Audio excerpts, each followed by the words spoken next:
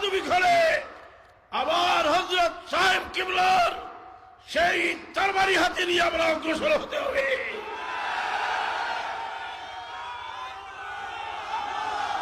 শেষ হয় নাই, আমরা যারা রসুল পাকের সালে বেয়াদবি করে আবার হযরত সাহেব কিবলার সেই তরবারি হাতে নিয়ে আমরা অগ্রসর হতে হবে।